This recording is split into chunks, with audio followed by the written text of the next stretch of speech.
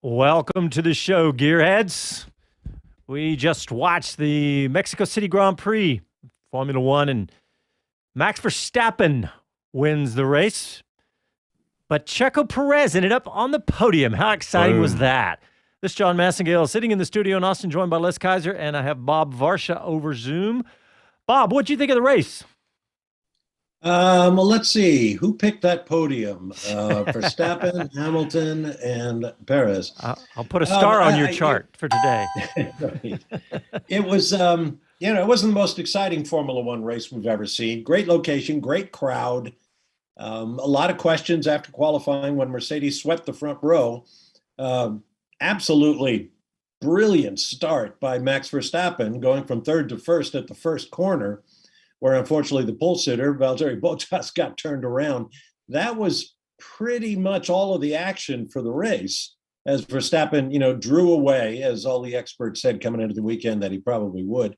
And the crowd was kept entertained by home favorite Sergio Perez trying to run down Hamilton at the end of the race, which he could not do. But he still made the podium, and that's great.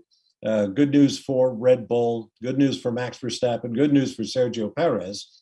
Other than that, I mean, you could tell from the TV coverage, they spent so much time on Bottas and Ricardo going around nose to tail that there wasn't a whole lot more going on at the track, at least as far as the TV people were concerned. So, yeah, it was a bit of a parade, but the impact it has on the championship, I think, made it worth watching.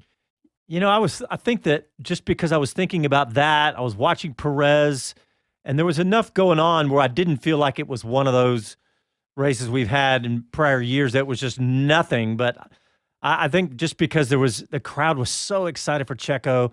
And Les, I want to ask you, what do you think about, when Checo finally caught Hamilton and he did that one lunge where you knew that was not going to work, but he got close. Was that for the crowd? I think that was for the crowd, and that was to stir up the energy. And, you don't give up until you cross the finish line. So there's no reason that, Hamilton couldn't have been racing in his mirrors, looking in his mirrors, and that might have thrown him. Just needs a snap of the fingers, and you're offline, and especially in that. If Perez stayed online, he would have been there. So he did the right thing. Keep pushing, apply enough pressure to make Hamilton nervous, maybe watch his own mirrors, and finished up. But he also was conservative enough that he didn't poison his own well. Yeah. Well, there's a few things to talk about. There were some blue flags I want to talk about, but let's talk about the championship lead and the implications from today, because Bob, this was a big win really for Verstappen. His lead's now 19 points, but really just as important was Hamilton able to hold off Perez, like you're saying, Les. That's just as big, and this keeps the championship close. Don't you think that these are both big deals right now, Bob? Yeah, definitely. We heard early on from Lewis Hamilton. Of course, we never trust anything any of the drivers say on the radio, but Hamilton said they're too quick for us, and it turns out he wasn't lying. They were. I think the ultimate result probably tells us a lot about the difference between Max Verstappen and Sergio Perez as teammates in basically the same car. I thought Perez's vaunted ability to manage his tires would give him the advantage when he caught Hamilton at the end, but we never learned that because everybody seemed to be struggling in the turbulent air behind the car ahead, and that led to a bunch of problems. Though we did see some DRS-assisted passes on the front straightaway, there just wasn't a whole lot of passing during this race, or a whole lot of battling, really. And nose-to-tail running isn't necessarily a battle. Yeah. Yeah, I think we heard a strategy message, and I think within a couple of laps we figured it out. But when they messaged Sergio Plan A +5, at first I was curious about what that was, if that was a lead and lag time on somebody, or if it was laps. Well, indeed, I think we saw it play out as Plan A +5 meant 5 laps on the strategy that they were intending. So that gave him a little stretch out. Yeah. So it gave him a little extra length there to get through, and it panned out very well. He came in chasing, breathing on Hamilton at the end. Yeah, it was interesting. I was personally interested that the tires held up as well as they did. I mean, Perez went over half the race distance on his first set of medium Pirellis. And I wonder if that's a factor in the thin air of Mexico City, less downforce, as we talked about in the pre-race show. So the cars weren't being nailed to the racetrack as much as they normally are. And that affected the Pirellis. They just weren't worked as hard. We didn't hear about anybody having tire trouble. So I thought that was interesting that in the thin air, the tires stood up much better. It's the less air molecules hitting the tires, Bob. That's what did it. But well, no, okay, I got to interject. I can't let you go running past that, Mr. Know-It-All. That was a joke, but I'm going to say that the slick track also was less abrasive. Yeah. So you got the line. The deg was less on those. Well, did you guys hear Perez? I mean, he was not that far into those. He was probably a third of the way, maybe a little more of the way in, going, hey, these tires are getting better and better. And then it was like 20 minutes later, before he pitted again, it was like, these tires are getting great. And it was like, well, how much longer is he going to go? Is he going to go to the end? But he didn't experience a lot of traffic. And so a lot of times he was open run. And I think that played a huge part in his tire management. Yeah, no doubt. And like you said, Bob, there wasn't a whole lot going on, but there was a few other things like, when Bottas spun around the beginning and then went to the back, he was making his way back up. And I know he got close to the points, and then he had that disastrous pit stop. It was like 11.7 seconds. That is also going to play into constructors' points, Bob, right? Oh, huge. And along those same lines, I mean, it was a great day in that battle in the midfield between Ferrari and McLaren that we talked about earlier. I mean, Leclerc and Sainz and the Ferraris finished 5th and 6th. Ricardo and Norris finished 12th and 10th, respectively. So there was a big swing in the constructors' points there. And perhaps in the drivers' points, too. I didn't do the math. You bet. But, I've got that math for you. Took the shoes off. Perez is chasing down Bottas, and now they are 20 points apart. But Bottas would have got a fast lap point. But you know what he did is he stole that egg out of Max's basket and prevented it, even though he didn't get it himself. It was like stealing your Easter egg and dropping it. Dang. Yeah. Yeah, he didn't get it because he's outside the top 10. Exactly right. Stole that point from Max. Who knows? At this point, that single point could make all the difference right now. With only 20 points and this few of races left, yeah, the heat's on. Yeah, I was looking to see if we've got updated points yet on F1.com to see. But yeah, this is going to be great. You know, Bob, we've got next week, and I'm thinking about how that circuit, who that's going to favor. It doesn't look points for. Actually, the constructor standings are updated because they were not 1 point apart, and they are now. Mercedes leads by 1 point, 478.5 to 477.5. Wow, that is a big deal. That is how big a deal that was to see that poor start or that getting spun by Bottas, and then the bad pit stop. That's huge. Absolutely. Yeah, and it's I think Brazil is likely to be a bit of a Red Bull track. Max Verstappen has done very well in that before, including his teenage years when he first came to Formula One, and in the rain at Sao Paulo, he was just magic. So, let's put that in the Red Bull column. And then you've got this run of Qatar, Saudi Arabia, in the Middle East, tracks that nobody's been on. In fact, if you follow the building of the Saudi Arabian track, it's going to be a miracle if that track is ready in time. But let's say it is. But you have these two big question marks in terms of racetracks before we get to the season finale in Abu Dhabi. Absolutely. Speaking of the driver's points, they just refreshed. Yes, confirmed. Max is 312.5. Hamilton 293.5. Going back to Bottas at 185, and 20 behind him is Sergio. From there, Lando, Charles, Carlos, and Daniel. Well, let's see. So, what do you think about the? I'm just going to look at where the finishing order here is. I mean, I was thinking about some of the races, but let's go back to the blue flag scenario. Unless I know that's one of your Oh, favorites. That is your favorite topic, isn't it? it's one of those that's very controversial because I always feel like even the person that's getting shown the blue flag, they're in a race. And today we saw an interesting strategy or interesting occurrence when Lando, who was in 10th place, the last points spot, was shown the blue flag. I think that was highly inappropriate because he is in the points. Imagine that you're in the 10th place, you're told to break your rhythm to let the other racers by, that you've got faster racers behind you. Potentially that favors the person that was in the 11th non-point spot to close in on you. So I've got issue with showing anybody in the top 10 spots a blue flag. Well, that 11th place guy that might be advantaged by the blue flag to the 10th place man also got the blue flag, presumably.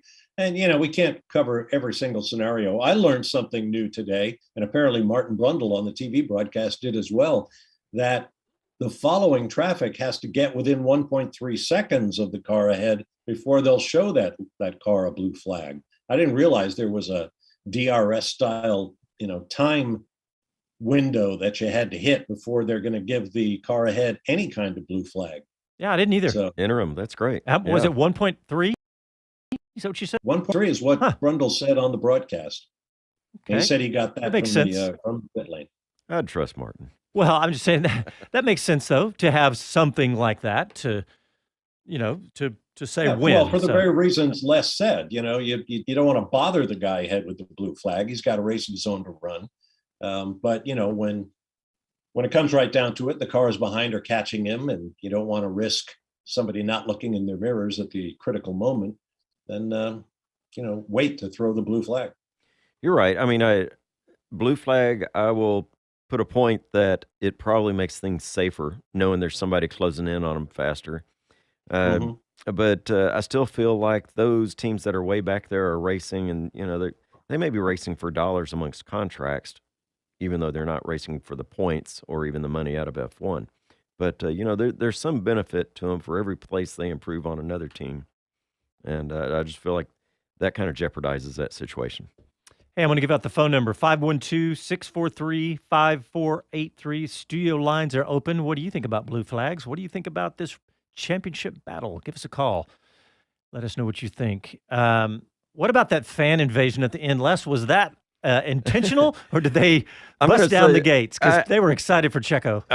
They were absolutely excited. There was one scene that appeared to be not intentional, but by the time it finished, I think everybody was all right with it. It was great, yeah.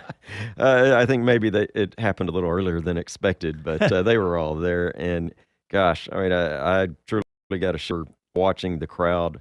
The stadium view in the baseball stadium was packed. And I know that's not a giant area, but the enthusiasm that was on the ground in the standing room area and the stadium was absolutely phenomenal. Here we are in the pandemic year and wrapping up, and first year back to Mexico. The whole Mexico is always a passionate group, even when they come here. Yeah. Yeah, it's pretty amazing that Mexico, the fans being as passionate as they are. And my old colleague Dario Franchitti tweeted during the race how impressed he was with the Mexican fans, not only for Formula One, but when we used to go there with Formula E. NASCAR ran some races there for a while. Champ Car ran some races there for a while. There were always massive turnouts, which makes it kind of remarkable that there's been relatively few Mexican drivers at the top levels. I mean, only 6 Formula One drivers. And then there were a couple more, Michel Jourdain and so on in Champ Car, but really not that many. Of course, Pato O'Ward right now. Yeah. But you take a country as big as Mexico with as much passion as they have, and they have produced so many fewer drivers in a country like Denmark, for example, where they, you can name a dozen different fine race drivers out of Denmark, but that's just the way it is. Well, I went to Mexico City the year before. I think the race had been announced, but it was the year before the first Grand Prix down there in modern area, and even the airport, it was everything all about Formula One everywhere. And around town, I saw a couple of things. And and it was you could tell this was a sport this country made Was a ready big for deal it. out of. Yeah. That is so fantastic. That is just amazing. Mm. When we Yeah. get back, Mexico's a great sports Yeah. country, really. I mean, and of course you can name soccer and maybe another couple of sports right away, boxing, for example. That track is located inside a massive sports park. And it not only has that great racetrack, but two baseball stadiums. There is the one that the race goes through, which isn't used that much anymore for any other purpose. But there's one at the far end of the track down by turn one that's used by the Mexico City Red Devils professional baseball team.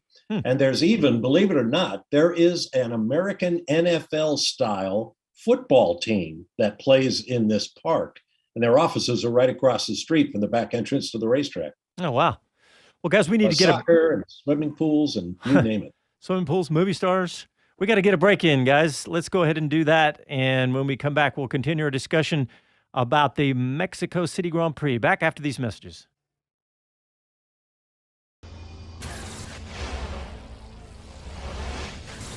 Hi, this is Karun Chandok, and you're listening to Speed City. You're listening to Speed City F1 on Sirius XM.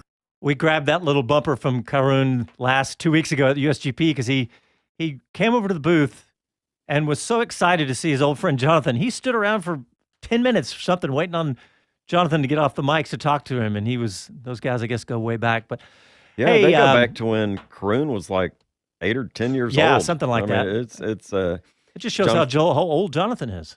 Yeah. Why doesn't he look it? All right, guys, let me give out the phone number. If we have somebody on the line, but if you want to join, it's 512-643-LIVE, 512-643-5483. And we're going to shift away from Formula One just for a second because we're going to talk about America's sports car with this gentleman on the line because Chevrolet released the new Z06 specs. He's got my address. They are pretty cool. Corvette Mike, what's up, buddy? It's 3 inches wider. How am I going to get it on here? Oh, well, see, you can just fly me there and I'll drive Well, it. wait a minute. 3 inches wider. Wait a minute. That's not the first time. I did not say that. I read that, but what I understand, it's fender wells and air intakes. Well, you know what's significant about that is that from 1990 to 1995, there was a Corvette that was exactly 3 inches wider, and I'm sure this new Z06 is no mistake. It was the ZR1, the LT5 90 to 95 ZR1. You kind of know that car. Was 1.5 inches wider on each side. If you look on either side of the license plate, you'll see. So it was exactly 3 inches wider. So this is not the first time they've done that, Mike. No, it's not, and it won't be the first headache that we have to overcome either. You're talking just from the guy hauling them, buddy. You can figure that out. Yeah. Well, if it's a Sonic and it's got a skint spot, they go, well, we'll get that in dealer prep. Skin a Corvette and take it to them. And with due respect, Mr. Varsha, I did find out the exports that I took to Brunswick had their own set of VIN numbers. That's where the 001s have more than one. I don't know how many they have, but they have at least two sets of VINs. Huh. That's interesting. Okay. Very cool. Well, and again, I just read the GM posting, about their releases and such, and it sounds like the 06 is going to be wonderful. The factories should be back up to full swing again Monday. They took a little slowdown due to supply issues and all that stuff, but I could only catch about a quarter of your guys' show this morning, and there was some real talent there because someone said, watch the dirty side, watch the clean side. Someone said there's going to be this, and this on the podium, and to me, yes, it wasn't exciting. I didn't get to, I streamed it, but I did not view it. I kept driving the truck, but I listened to Sky and, of course, poor old Hamilton. But I think that it was Sergio's day. I am so happy for him. It was a feel-good race. It may not have been an exciting race, but it was a feel-good race. Yeah, you know what? I agree with that. That's what I was saying just a minute ago. It was really fun to watch that. I mean, just him making his way up, chasing down Hamilton, that was worth it to me right there. Great, and he says, I could actually hear the crowd. He's in a Formula One sealed up, and he's hearing the crowd roar when he goes through. That's emotional. Yeah. I'll leave it with you guys in Texas. I got a load going to start in Jacksonville, work my way across to Naples. But somebody's got to have them. There you go. Okay, Mike. Thanks for calling in. Travel Thank safe, you guys. buddy. Bye-bye. You know, that is, he's exactly right. I mean, it was, you know, you got a shiver watching Sergio close in on it. I love that. Hey, Well, you got interrupted before you talked about horsepower on. Oh, the Corvette. Z06? Yeah. Well, it's pretty cool. This is a Corvette with a 8,600 RPM redline, 670 horsepower, making it the highest horsepower rated naturally aspirated vehicle in production today. Take that, Ferrari. And it's like 3,800 and change pounds. No, lighter than that. Yeah, So, it'll be in the 3,500 pound range. So it'll be a fun rocket. And this is not the fastest iteration of the Corvette to be seen. So we'll see if the ZR1 that comes out will be hybrid. 0 to 60 is like 2 whisper blink. Yeah, seconds. something like that. All right, well, let's see if we got a few more things to talk about with the Mexico Grand Prix. One I want to talk about is Checo's dad. Did y'all see that? Oh, man. That was pretty cool. His dad was just as excited as he was. Did you see that, Bob? Yeah, I did. And I can't see Checo's dad and not think of the Circuit of the Americas race, the U.S. Grand Prix, where the announcers identified him as multi-billionaire Carlos Slim, who's been a backer of Sergio Perez for a very long time. I looked at it and I thought, that Carlos Slim would not be down there in the pit lane looking up at the trophy. He'd be in a suite somewhere. And it turns out it wasn't Slim. It was Checo's dad, which is great. Yeah. Yeah, that's a good story. And if you haven't heard Checo's entire story, there is a good podcast. It's not ours, but it's F1's podcast. And Checo was on it as a guest, and he goes through his entire history of how he got here and how he met Carlos Slim. And it's a pretty cool story because Checo himself did not come from a bunch of money. So it's a pretty cool story. Absolutely. You know, that scene, he and his father, just made me harken back to, and we'll talk MotoGP for 30 seconds here, Nicky Hayden and Earl Hayden together after that championship. It was just emotional yet again. Yeah. Mm. Yeah. I want to check and see who was chosen as driver of the day. I'm assuming that it could be either Checo or Max, but Checo is the driver of the day in Mexico. I don't know how you really couldn't choose him. Yeah. Knowing what we know today. Yeah. But yeah, officially on the Formula One site, they chose him as driver of the day. All right, well, let's look at some of the other stories before we get off of the race itself. Well, Bob, I know you said that, obviously we know it wasn't most exciting, but what other down the grid a little bit, did anything jump out at you? Well, I was glad to see Kimi Räikkönen finish in the points at his last visit to Mexico City. I thought Sebastian Vettel and Pierre Gasly, both finished in the top 10 with very quiet races, particularly Gasly. I mean, he had 12 to 15 seconds of open track ahead and behind, which makes me wonder what his teammate Yuki Tsunoda would have done if he hadn't gotten caught in that collision down at turn 1, lap 1. But yeah, I thought they both had particularly good days. As we said, not a good day for the McLaren team as a group. Tough day for Williams. And of course, the Haas team losing Mick Schumacher on lap 1. Yeah. And then, Nikita Mazepin spent the rest of the day trying to stay out of the way, which he did pretty successfully, I'd have to say. Right. Yeah, I think those are the high points. I don't know what's going on at Alpine.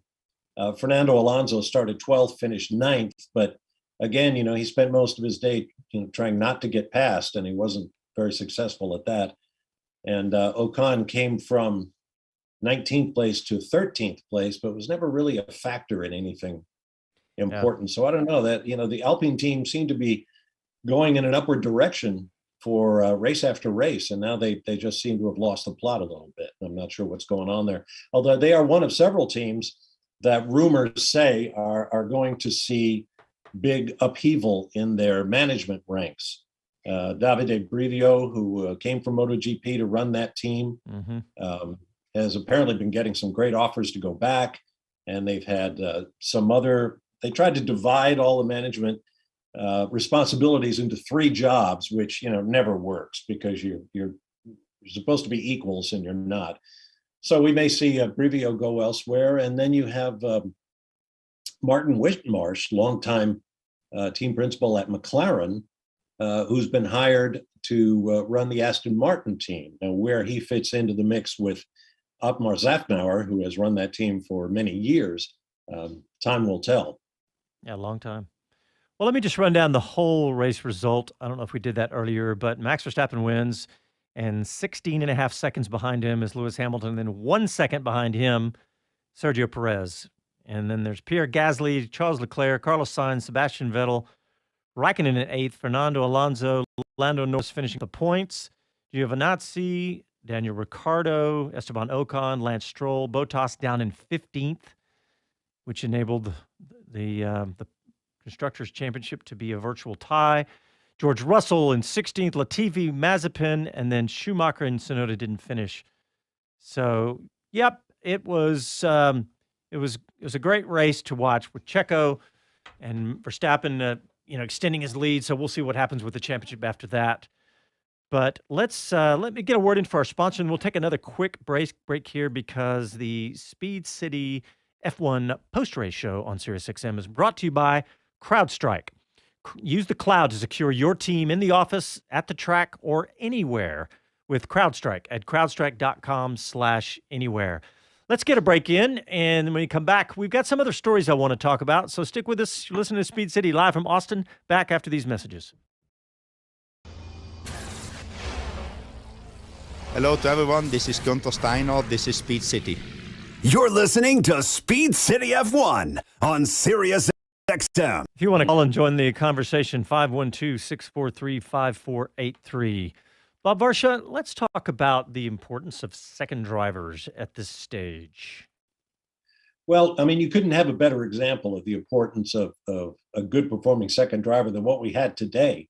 Sergio Perez coming through to pick up 3rd place points behind his teammate's victory, while Lewis Hamilton finished his 2nd for Mercedes, and his teammate, Valtteri Bottas, through no fault of his own. I mean, Bottas went out, took the pole for the 3rd time this year, but got hammered from behind down there in turn 1, wound up spinning around and could never climb back into the points. So that, is a huge gut punch for Mercedes because they needed those second car points from Bottas. So I think the performance of those two, Perez for Red Bull and Bottas for Mercedes, are going to be critical down the stretch of these last 4 races. Yeah, major championship implications. And absolutely.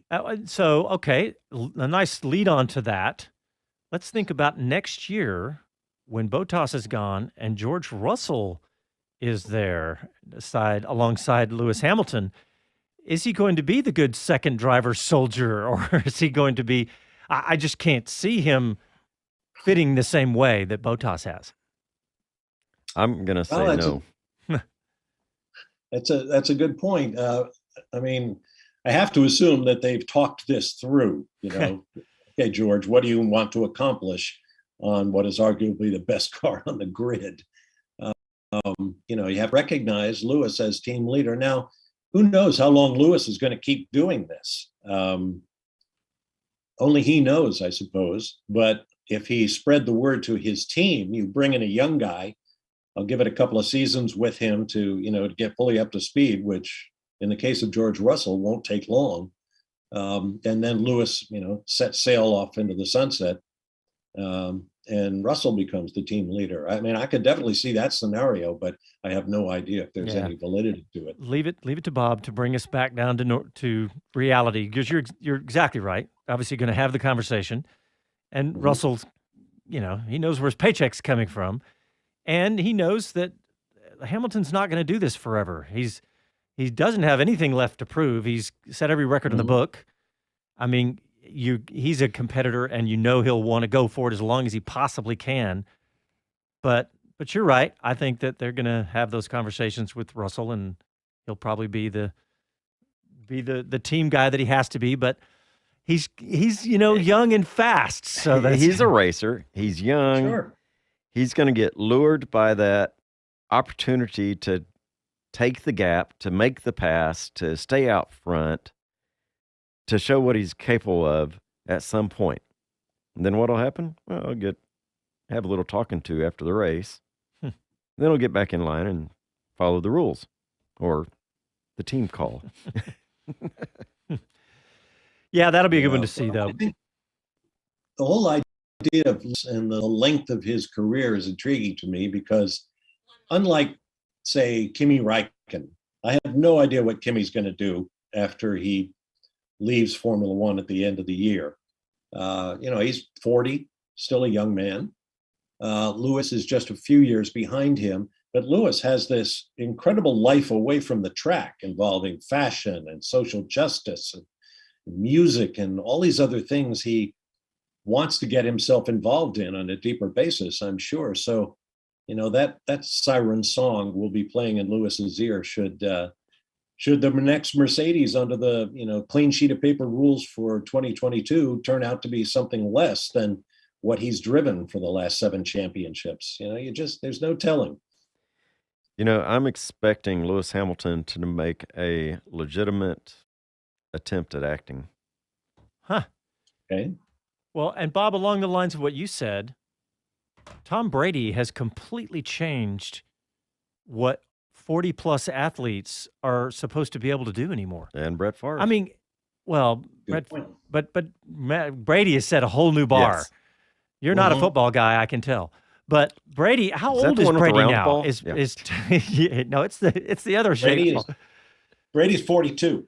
So, I mean, and he won. He's the current Super Bowl champion, right? Yeah. At 42 years old, and doing a good job this year too. So, I mean, you're right, Bob. Hamilton, just keep going. That's the danger if you're George Russell. Hey, I've been here for 4 years. What's going on? I thought I was supposed to be the number one guy by now, but it could happen. Yeah. It's a fun scenario to think about. Speaking of fun scenarios, thank you, Bob. Let's talk about another fun scenario of Porsche entering Formula One. Porsche. Because the Porsche people have spoken That's this just week. because you own one. That's just this slot in history. Yeah. You're right, though. A lot of excitement around this. Yeah, I mean, look, if Bob and I we were all talking about it before the show, and Bob was like, well, yeah, how many times has Porsche said this? They're going to do this. But this week, we have to talk about it because they came out and said that they are serious about this.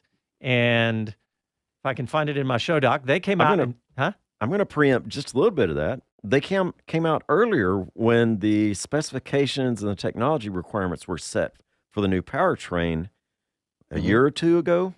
They were included in the FIA requirements as those were defined. And so this isn't just one of those, spontaneous decisions. This is something that they've obviously been considering. And now this week we got one more straw thrown on the stack to think about. Newly installed Vice President of Motorsports at Porsche, Thomas Ludenbach, was quoted as saying, "It's not a secret we're thinking about it," that is, entering Formula One, "and are talking to the FIA. We are seriously considering it, but there's no decision. If it will be there or not, I don't know." So if you kind of read between the lines of this whole story, it's basically saying, if you guys change the rules enough, we'll enter. And that's a little bit tongue-in-cheek and oversimplifying it. But, Bob, what do you think about the thought of the lack of the MGU-H and the possibility of this happening? Well, as Les pointed out, they've been talking about this at Porsche for a long time. And it's certainly not unique to Porsche that they want to make their own bed as far as the rules are concerned before they commit to come in, and that's your typical business negotiation. How badly do you want Porsche on the grid? And we know Porsche is investing in a hypercar program that's going to be run both in North America and overseas in the World Championship by Roger Penske, which is why I think there may be some substance to this, because if Porsche and Penske do well together in sports cars, I bet Roger would lend an ear to a proposed Formula One project.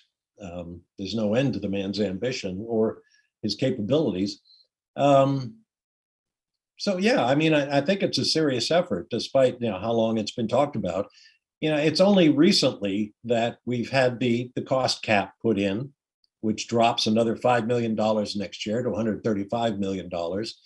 It's not like Porsche to just go out and do a real expensive program like this by themselves. They often want to have, all their sponsors lined. Now, whether that's what's holding up a final decision or not, I can't say. But if someone were willing to say, "Hey, yeah, let's do this," and here's a blank check to go do it, I bet Porsche would.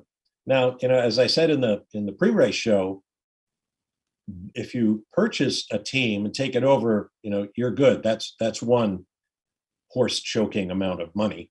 But if you're going to take one of the two vacant team spots on the grid, then you've got to come in with an extra $200 million down payment to compensate the teams already in the series for what they're going to miss out of the prize fund. So, these numbers are just eye-watering, but, that's what the bosses are hired at Porsche to do. And look at their technical capability. They are a part of the big VW group, among the biggest car makers in the world.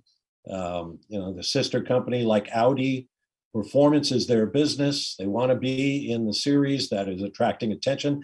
Like so many other offshore car makers, Porsche sells a huge number of cars here in the United States. So, as Formula One continues its rise in American popularity, if we get not a second, but even a third Formula One race over here, I think that enters into their consideration as well. Bob, you just touched on the things that I was going to bring up. Think of the connectivity between the history of Porsche, the history of Penske, and Penske's desire to have Formula One come to Indianapolis Motor Speedway. Penske's who started the IROC series using the 911 RSRs back in the early 70s. Right. So he's got a history and a passion around that. He knows the racing series. Now he's got IMS. He's got a lot of connection to make that work and potentially draw in Porsche as a drivetrain power unit to Formula One. And when he bought IMS at the press conference that day, he mentioned the possibility of Formula One coming back to IMS. So there's lots of synergy. I would love to have the Andretti name on the grid in Formula One, but to be honest, I think Penske is a more realistic way. Somebody that would get there faster, sooner. They would leverage all these other things. Okay, yeah, we'll come with a you need to go back Porsche power unit. You need to go back and look at Michael Andretti's face. I watched pre-race. it. I watched I'm it. just joking. He looked pretty serious, but no, he's absolutely serious. Penske is kind of on another level of just about anybody. I So think I agree. Penske has more cards to play. Yeah. Yeah, this is going to be fun to watch. So I would love it if Porsche got in. I think it'd be great for the sport and probably good for Porsche too, here in the United States. With all Look how passionate. I mean, out there today, Circuit of the Americas has a whole, I don't know what, stacked like cordwood of Porsche race cars dating back to the 60s. And now imagine those folks suddenly started following Formula One because their lovely brand is there as well. And go out to any of the big track days out at Circuit of the Americas, I will say Porsche is the most prevalent brand you will see out there. From the guy that barely gets it there and it's his daily car to the guys showing up in fully track prep vehicles. Yeah. And by the way, if you missed it, we did play a clip from a press conference from Michael Andretti explaining, in a pre-show we did, explaining about why the deal didn't happen, in his words, by the way. And it all boiled down to control. He was not going to get the control that he wanted for the hundreds of millions of dollars he was about to spend. Also, how he had planned to pull Colton Herta straight out of IndyCar and put him in an F1 car. And by the way, drop Kyle Kirkwood into the IndyCar. And how at that point he had not gotten any assistance. It was nothing from Liberty at all. So, that's not surprising, but I just thought that was an interesting part of that conversation as well. But Well, guys, let's go ahead and get our last break in. And when we come back, we'll continue our Formula One and motorsports discussion after this break. Hi guys, this is Pierre Gasly and you're listening to Speed City. You're listening to Speed City F1 on Sirius XM. Has your workforce moved from the office to the home or to the garage or maybe a rented cabin with open Wi-Fi? If your company has expanded outside the office and moved all your applications to the cloud, there's a whole new world of threats you have to worry about, including ransomware.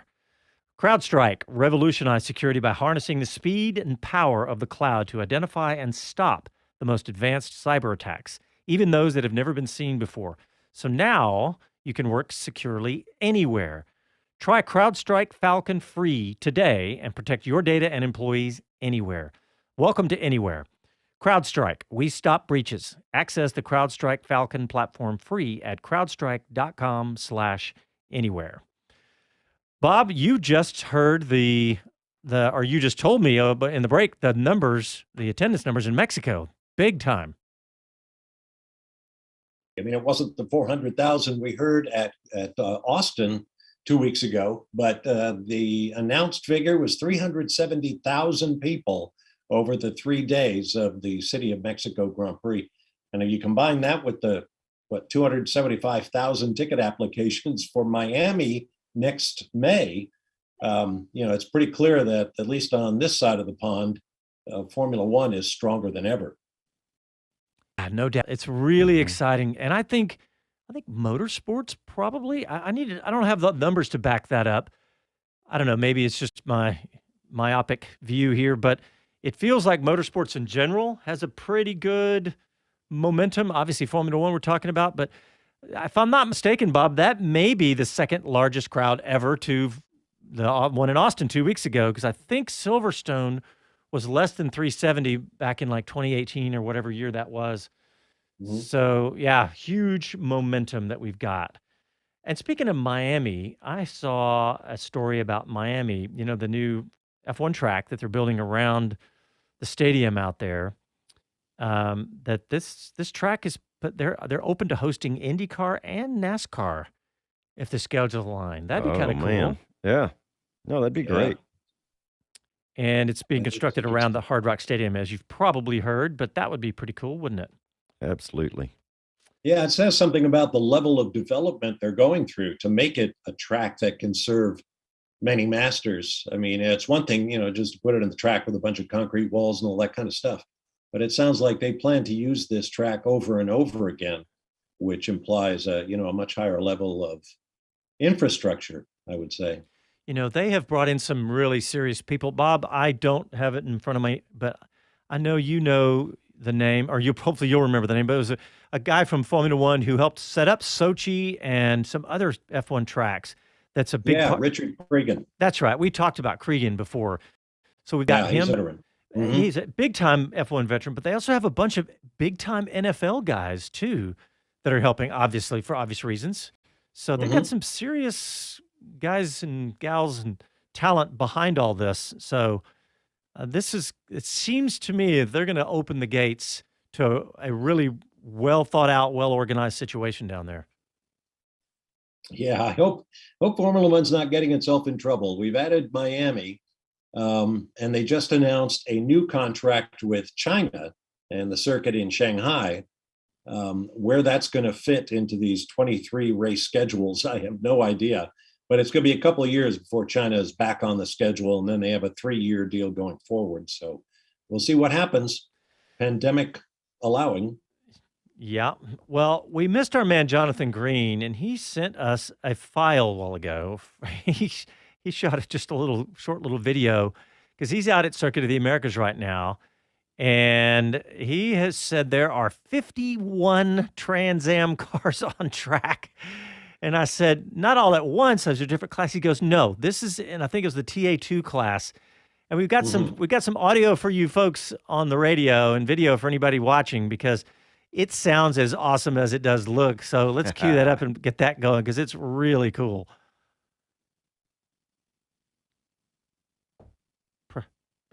Press the play. No, it doesn't work.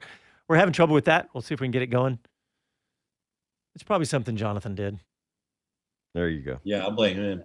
That's good. But yeah, good weekend at Circuit of the Americas this weekend. They've got, Yeah. it's what the Austin Festival of Speed. I was out there and they've got Trans Am cars. They've got the SVRA, 300 and something. Yeah. Amazing. What I was thinking during the race today, I was looking at the big, huge modern day Formula One cars and then thinking about some of the Formula cars that I saw from the 60s out there that looked like about a third of the size. Fit in the back of your truck kind Yeah. of thing. Yeah. Yeah, so it's a big event out at COTA, but I remember there was, what was it? Formula V or somebody here in Austin. The guy showed up, and this will show your age, Austin Nights. The Austin Aqua Festival River City Road races down along Town Lake through the middle of downtown.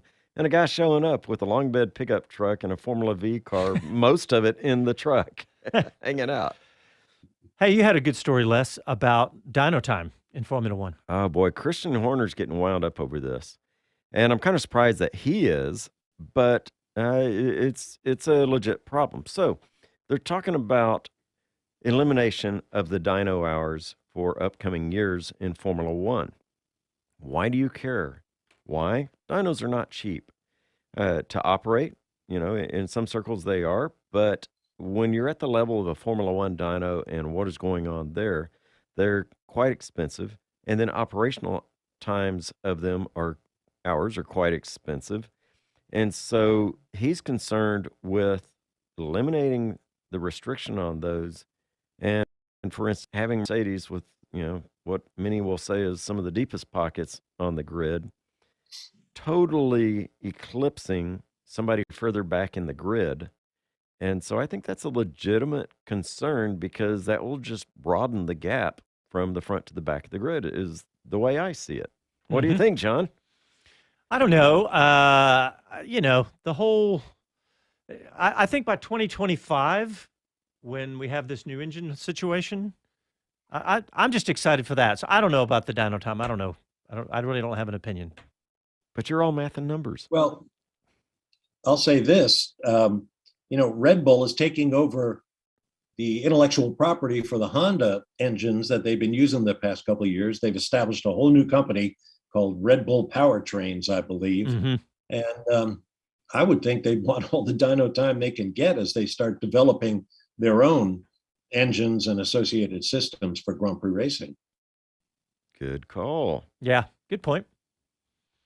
Also, in the next generation of cars, the Formula One is hoping, I think is the word they actually use, aiming is the word they use, to have this new engine be powered by 100% sustainable drop-in fuel, meaning that by drop-in is that it can just drop into where other fuels go. And I think of this as a way, everybody's talking about electric cars and how quickly they're going to be adopted by the masses. But I think our friend Paul Bryan was called in one time and said, hey, this isn't going to happen as fast as you think. And I think he's right about that. I think this is going to take a while. There's going to be internal combustion engines on the road for a long time. But this new fuel that Formula One is talking about, this drop-in fuel, is 100% sustainable. In other words, it's either going to be one of those kinds that has the carbon capture, where they actually capture carbon from the atmosphere and put in the fuel, and then it just releases it back. So it's net zero. But the point is to be able to drop it into the internal combustion engines in the place of the petro fuels as we know them today. So that ought to be an interesting way for F1. And I do applaud F1 for leading this charge. What do you think about this angle that F1 has taken, Bob? We do, 25 years ago, we would have never thought there could be such a crazy change where they're not even relevant to a road car anymore because, with this shift to electric. But what do you think about this attempt and others like this to keep Formula One on the edge of where it is? Well, a cynic might suggest that it was exactly that, Formula One trying to sound like it's on the cutting edge of environmental responsibility and so forth. But as I've said before on this show, I put nothing past the capabilities of the engineering skills you've got in Formula One. They're breaking track records everywhere now, using a third less fuel than they have in the past.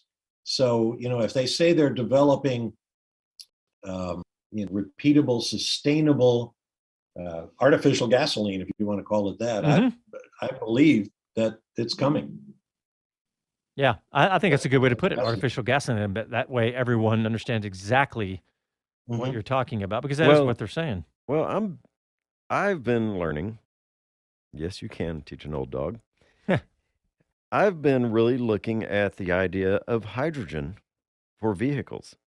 Toyota and Honda are both involved in it. In fact, overseas, they've got some out on the roads. I think they account for over 30,000 of them out on the roads nowadays overseas. And it's showing promise that I will say 15 years ago, we looked at EVs in the same way that I'm kind of looking at that. Do you think, and it's been a while since I've looked into hydrogen, but do you think it's more of a competitor on the street side to electric rather than something that Formula One or other race series would go to? That's my gut immediately, because of the internal combustion and the sound that we love in the visceral part of the sport that we love. Well, I think that we're going to have to replicate that on stereo before long, but that I disagree with. I think we're going to continue to have internal combustion. At least on the weekend, in our weekend cars. Well, yeah. But no, seriously, I think the hydrogen is legitimate. I think we're going to see it in another 10 to 15 years be the way we see Priuses and EVs, hybrid. Well, that's another discussion. Bob, we just got a little bit of time left, about a minute. Give us the 30-second Brazil preview. Well, Sao Paulo is one of the veteran tracks in Formula One. A lot of elevation change, high-speed corners, and so on. It's been modified a couple of times over the year, but there have been some fabulous races there over the years, not least of which was 2008, when Lewis Hamilton and Felipe Massa went to the very final corner of the final race of the season before Hamilton claimed his first championship. It's been all over social media this past week or so on the anniversary. There have been some great races, and it'll be fun. And, of course, Brazil is Carnival. Yeah. All right. Well, thanks, Bob. And thanks, everybody, for tuning in today. Thanks for the folks who called. And thanks, everyone, for watching on social media as well. And we will talk to you next Sunday. We got another F1 race back to back to back. Thanks, everybody. Talk to you next week. Ciao, y'all.